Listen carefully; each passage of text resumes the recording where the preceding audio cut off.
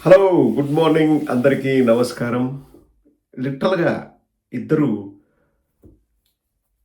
కొట్టుకునేంత పని చేశారు పరస్పర విరుద్ధ ప్రకటనలతో. చంద్రబాబు హీట్ రాజేశాడు. ఫైర్ రాజుకుంది. ఎక్కడన్నా అమరావతిలో అన్ని నీళ్ళు, చెట్లే కదన్నా అగ్గాడుందంటే ఏందోబ్బా ఈ మధ్య అమరావతిలో ఎవరో నిప్పు పెడుతున్నారంట, ఎందుకు పెడుతున్నారని చెప్పేసి బాధపడుతున్నారు. ఒక పక్క ఆ విషయం గురించి బాధపడుతూనే Chandrababu Naidu told if Amaravati you stay 20 years bonus. నేను అంత బాగా చెప్పలేనండి, నాకంత ఇంగ్లీష్ రాదు. చంద్రబాబు గారే చెప్తారు, ఒక్కసారి వినండి. Amaravati will be Hyderabad plus city. Today I am building there. Amaravati is a people's capital. Anybody wanted to live more time, best place is Amaravati. His lifespan will increase minimum 20 years time. So minimum you live 20 years more. ఇంకా చంద్రబాబు గారు నిండు నూరేళ్ళు మనం బతకాలనే కోరుకుందాం. కానీ ఇప్పుడు Amaravati he build కాబట్టి చంద్రబాబు గారు 120+ బతకాలని చెప్పేసి ఇప్పటి నుంచి కోరుకుందాం, అకార్డింగ్ టు బాబు గారు. Okay fine. I am building అంటాడు, మళ్ళీ పీపుల్స్ క్యాపిటల్ అంటాడు. పీపుల్స్ క్యాపిటల్ అయితే ఒక్కడి ఎలా నిర్మించగలండి? God must be crazy. So ఇదే విషయం పైన కొట్లాడడానికి రెడీగా ఉన్నారు టాల్కమ్ పౌడర్ అండ్ వెంకటకృష్ణ. ఇద్దరు ఎందుకో తెలియదు కానీ పరస్పర విరుద్ధ ప్రకటనలతో కత్తులు దువ్వారు, అలాగే నిప్పులు చెరిగారు. ఒకసారి టాల్కమ్ పౌడర్ని ప్రవేశపెడదాం.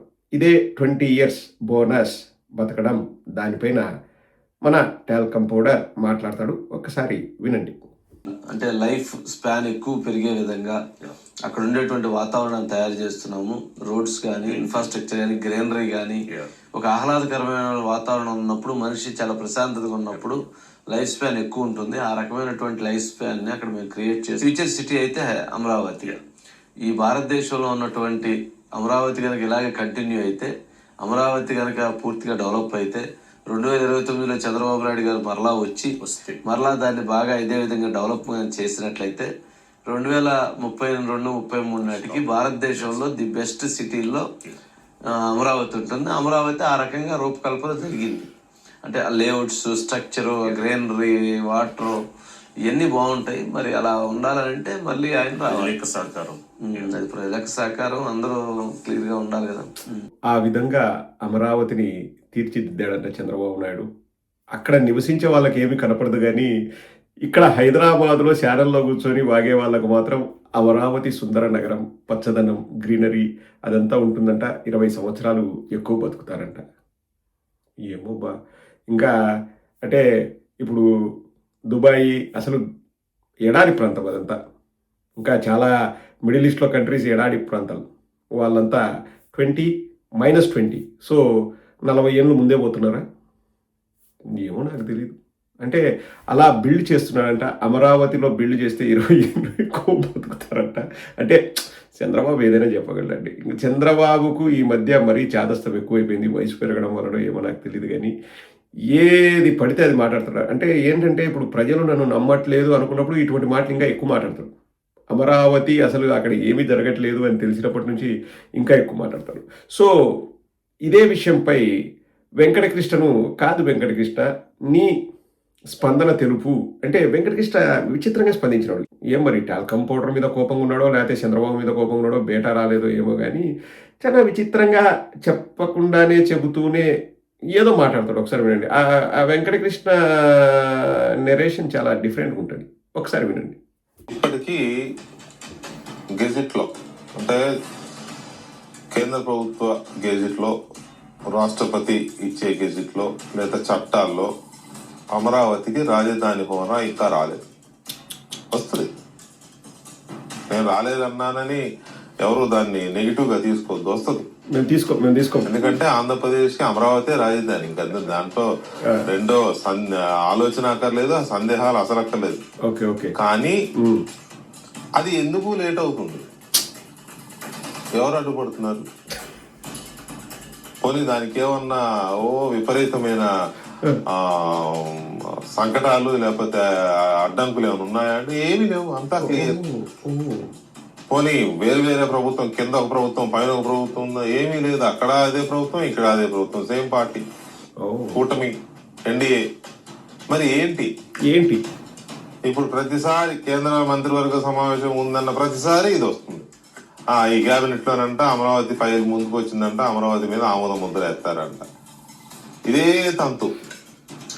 ఇప్పుడు మళ్ళీ కొత్తగా ఏంటి జరుగుతుంది అని అంటే, ఇవాళ ఆంధ్రప్రదేశ్ క్యాబినెట్ కూర్చుని దాని మీద క్యాబినెట్ లో ఒక చర్చ జరిపి ఎల్లుండి 28వ తారీఖు హడావుడిగా అసెంబ్లీ సమావేశం ఏర్పాటు చేయాలి, ప్రత్యేక అసెంబ్లీ సమావేశం ఏర్పాటు చేసి దాంట్లో తీర్మానం చేసి పంపాలి. ఏమని?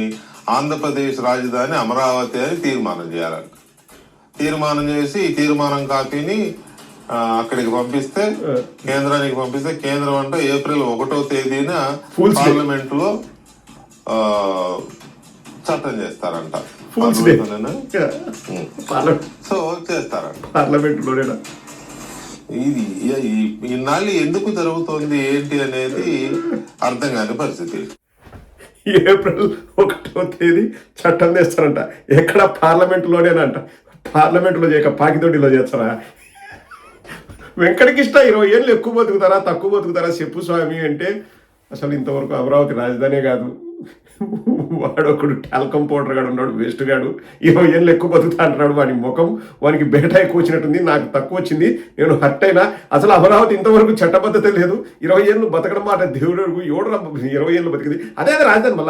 మళ్ళా అది రాజధాని కాదన్నాడు అనుకో, ఉద్యోగమే పోతుంది. బేటా మాట దేవుడు.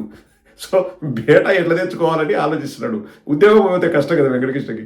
రాజధాని అదే. మళ్ళీ నేను అన్నా అని మళ్ళీ మీరు కాంట్రవర్సీ చేయొద్దు. రాజధాని అదే. కానీ ఎక్కడో ఏదో జరుగుతుంది. ఎవరు ఆపుతున్నారు? ఇంకేం ఈడి దాకా వచ్చింది. ఇంకా ఆపినా ఎందుకు? అది కూడా కుయ్యి సరిపోతుంది. జగన్మోహన్ రెడ్డి గారు పైన వాళ్ళే ఉన్నారు, కింద వాళ్ళే ఉన్నారు. అయినా ఎవరు ఆపుతున్నారు అమరావతిని? ఎవరు ఆపుతున్నారు? అది కదులుతాంటే కదా ముందరికి ఎవరన్నా ఆపడానికి. ఏందో కడుతున్నారు, ఎవడో తింటున్నాడు, కాంట్రాక్టర్లు తింటున్నారు, ఆడు పోయి నారాయణ తింటున్నాడు, వాళ్ళు తింటున్నారు, వీళ్ళు తింటున్నారు. స్క్వేర్ ఫీట్కి వేసి కుమ్ముతున్నారండి. అట్లే కన్స్ట్రక్షన్ కదలట్లే. అక్కడ ఆ కన్స్ట్రక్షన్ చేసే కాంట్రాక్టర్లు వేరే చోట బిల్డింగ్ల మీద బిల్డింగ్లు, స్కై స్క్రేపర్స్ కడుతున్నారని చెప్పేసి విశ్వసనీయ వర్గాల సమాచారం అభిజ్ఞ వర్గాల పోగొట్ట తిని కొందరు ప్రత్యేక విమానాలు, కొందరు ప్రత్యేక హెలికాప్టర్లు, కొందరు అమరావతి పేరులో కాంట్రాక్టులు.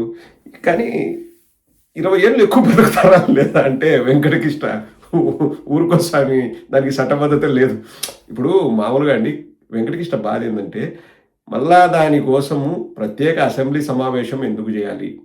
ప్రత్యేక అసెంబ్లీ సమావేశం పెడుతున్నారంటే, తీర్మానం చేయడానికి ప్రత్యేక అసెంబ్లీ సమావేశం పెడుతున్నారంటే కేంద్రం వీళ్ళ మాట వినట్లే, క్లియర్గా అర్థమవుతుంది. సో షో పుటప్ అనమాట. ఇంకా మేము ప్రపంచానికి తెలిసేటట్టు చేస్తాం, మీరు తప్పకుండా ఆమోదించాలి అని సంకేతాలు కేంద్రానికి పంపిస్తారు. మరి కేంద్రం ఎందుకు ఒప్పుకోలేదో మాకు తెలుదు. అయ్యో బా, వెంకటకృష్ణ చెప్పిన మాటల్లో కొంత నిజం లేకపోలేదు. 2 ఏళ్ల నుంచి ఎందుకు చట్టబద్ధత తీసుకురాలేదు మేము ఎవరికి తెలుసు.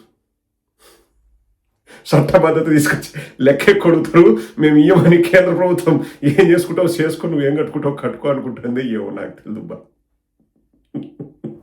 20 ఏళ్ళు మనం బతకాలి అంటే 20 ఏళ్ళు మనం ఎక్కువ బతకాలి అంటే ముందు చట్టబద్ధత రావాలి.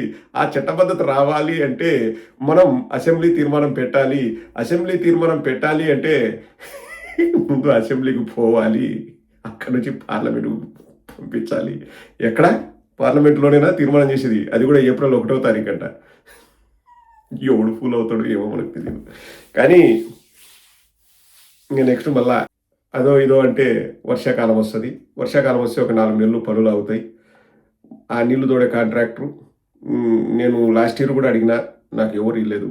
ఈసారైనా నాకు ఇస్తే నేను ఏదో 4 రాళ్ళు వెనకేసుకుంటా.